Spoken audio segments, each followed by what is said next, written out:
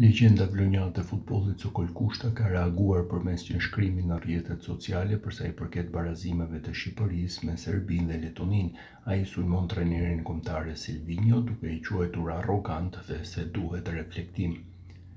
Pas barazimit të paralajmëruar në Riga, duhet se s'bën një reflektim nga të gjitha strukturat që merren me kombëtaren. Momentin kur doli informacioni, diskutoja me bashkëlojtar të mi që sot trajneri sikur nuk do të fitojmë.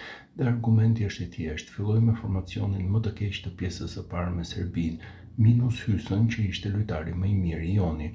Unë dhe shumë lojtarë të kombëtares në intereson kombi dhe kombëtarja jo kush është trajner, pasi janë me datë skadence trajnerët, dhe ky trajner bën veprime që unë nuk mundet t'i kuptoj. Kur Hysa i nuk los mirë, nuk e lëviz. Kur Mana është në gjendje të keqe fizike dhe psikologjike, ai jo vetëm aktivizon, por e vendoset e kapiten. Kjo është kapriço një arroganti që paguhet shumë për kombëtarin tonë dhe në fund del kundra të gjithëve dhe thotë një sulmues bënte 4 gola, domethënë ju s'dini nga taktika ime.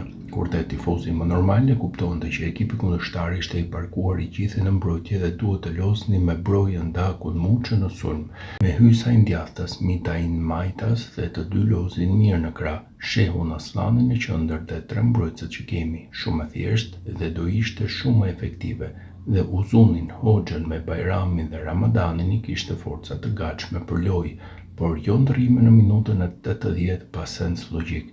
Silvinho kur jep intervista nuk duhet të hajë kapriço me gazetarë dhe ish lojtar të kombëtares me terma pa bazë futbolli, por me argumenta dhe respekt. Po të ishte në Brazil ose në një shtet tjetër, trajner do të jepte ato përgjigje arrogante kundrejt ish lojtarëve të kombëtares ose gazetarëve, 24 orë nuk do të ishte më trajner. Duhet reflektim.